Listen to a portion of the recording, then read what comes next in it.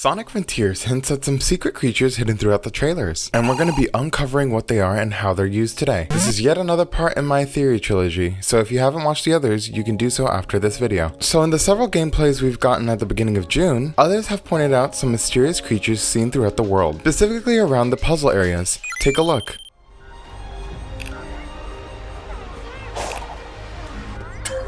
They kind of look like this game's version of the Koroks from the Zelda series, albeit more with a rock formation thematic rather than a seed one. Now many of us have one things on our mind, the Chao Garden. It's speculated that these have something to do with the Chao, which hasn't been implemented in a Sonic game for well over 20 years. So it's understandable that fans are eager to see its comeback. Not to mention, in one of the leaks it was stated that we would get some form of this system back in Sonic Frontiers. They even make similar sounds to that of a Chao. Take a listen.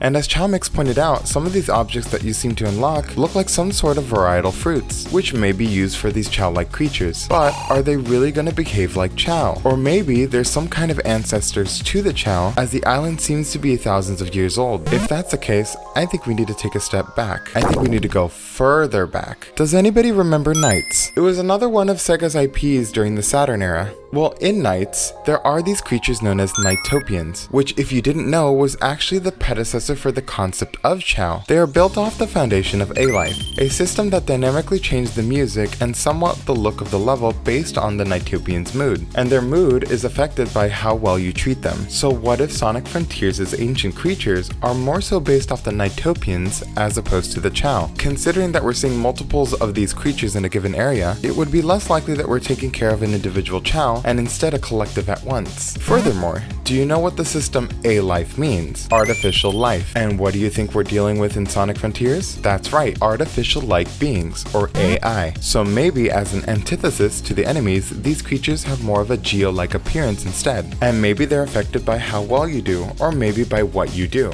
Do you notice these weird rock towers littered throughout the world? Maybe knocking them over will cause these little guys to react, since it seems like there's some importance to them since they're constantly near them. Or maybe doing something nice for them will build these structures into something bigger. The possibilities here are endless. But anyways, subscribe to the channel to keep up with all this momentum. It only takes about 2 seconds for this absolutely free content, and you can always change your mind later. Mr. Bane out.